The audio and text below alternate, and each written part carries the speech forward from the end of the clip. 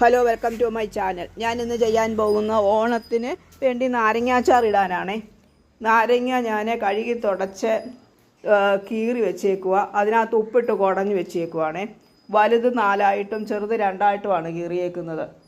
പിന്നെ കടുക് വറക്കാൻ വറ്റൽമുളകും കരിവേപ്പില എടുത്ത് വെച്ചിട്ടുണ്ട്. പച്ചമുളക്, ഇഞ്ചി, വെളുത്തുള്ളി ഇവയെല്ലാം കൂടെ അരിഞ്ഞു വെച്ചു. കായം ഒരു ശകലവും അല്പം ഉലുവായും ചതച്ച് വെച്ചിട്ടുണ്ട്. ഞാൻ പച്ചയ്ക്ക് ചതച്ച് വെച്ചേക്കുക കേട്ടോ. അതുപോലെ നാരങ്ങ ഞാൻ വാട്ടിയിട്ടില്ല കേട്ടോ. കായം ഞാനൊരു കട്ട എടുത്ത് വെച്ചിരിക്കുന്നു, ഒരു ചെറിയ ഒരു കഷ്ണം. അടുപ്പയിൽ ചട്ടി വെച്ചിട്ട് പിന്നെ നമ്മൾ എണ്ണ ഒഴിച്ച് കൊടുക്കാൻ പോവുക. ചട്ടി ചൂടായിട്ട് ശേഷം വേണം എണ്ണ ഒഴിച്ച് കൊടുക്കാനല്ലേ കേട്ടോ.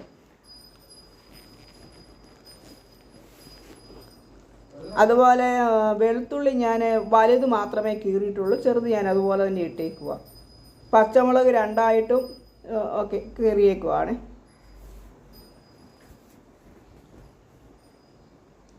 അതുപോലെ ഉലുവ നമ്മൾ പിന്നെ വറുത്ത് പൊടിക്കുവാണെങ്കിൽ ലാസ്റ്റ് ചേർത്താൽ മതി. അല്ലെങ്കിൽ ഇച്ചിരി നേരത്തെ തന്നെ ചേർക്കണം, അല്ലെങ്കിൽ അത് ഇത് പച്ച കെടാൻ വേണ്ടിയിട്ടാണ് ഞാൻ നേരത്തെ ഇത് കടുക് വറുത്ത് കഴിഞ്ഞാൽ ഉടനെ തന്നെ ചേർക്കുന്നത് കേട്ടോ.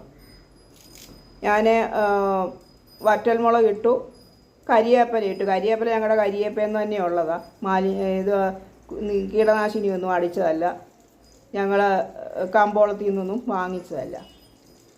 കടുകിടാൻ പോവാണേ. അല്പം കൂടി ഇട്ടാലും ഒന്നും കുഴപ്പമില്ല. അത് മതി.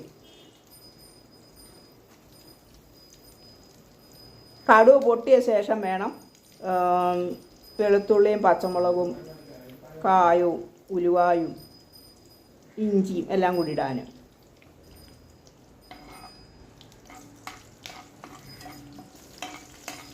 നല്ലൊരു അച്ചാറാണ്. നിങ്ങൾക്ക് ഇഷ്ടപ്പെടുവാണെങ്കിൽ ഞങ്ങളിതിനകത്ത് മറ്റൊന്നും ചേർക്കുന്നില്ല, നാരങ്ങ തന്നെ ആണ് ഇടുന്നത് കേട്ടോ. നല്ലൊരു അച്ചാറാണ് കേട്ടോ.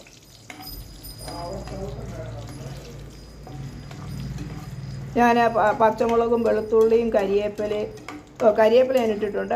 പച്ചമുളകും വെളുത്തുള്ളി, ഇഞ്ചിയും കായവും ഉലുവ ചതച്ച് വെച്ചത്, പച്ചയ്ക്ക് ചതച്ച് വെച്ച ഉലുവയാണ് കേട്ടോ. അതും കൂടെ ഞാനിപ്പോൾ ചേർത്ത് കൊടുക്കാൻ പോകാം കേട്ടോ.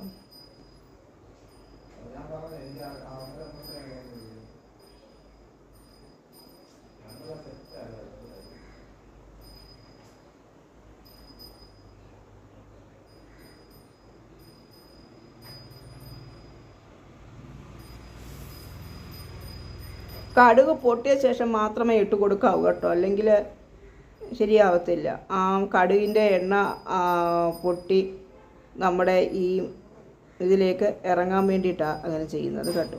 അതുപോലെ വെളുത്തുള്ളി ഒരുപാടങ്ങ് മൂത്ത് പോകേണ്ട, ഒരു ഗോൾഡൻ ബ്രൗൺ ആയിട്ട് മൂത്താൽ മതി.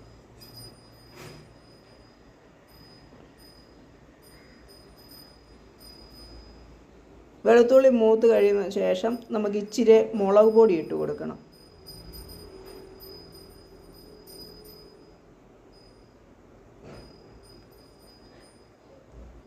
മുളക് പൊടി ഒന്ന് പച്ച കെട്ടുന്നിടം വരെ മൂപ്പിക്കണം കേട്ടോ, അല്ലെങ്കിൽ പച്ച ചുവയ്ക്കും.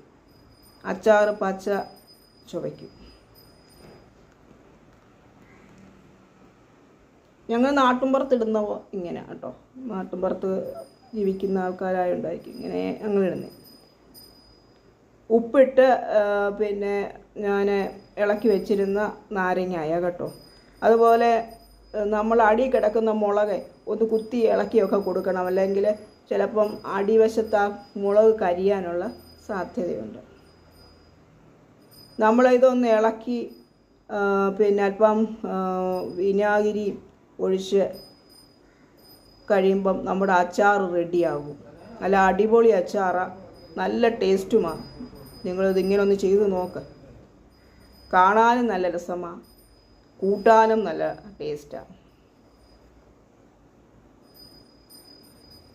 കണ്ടോ എത്ര പെട്ടെന്ന് അച്ചാറിൻ്റെ പണി കഴിഞ്ഞു എന്ന്.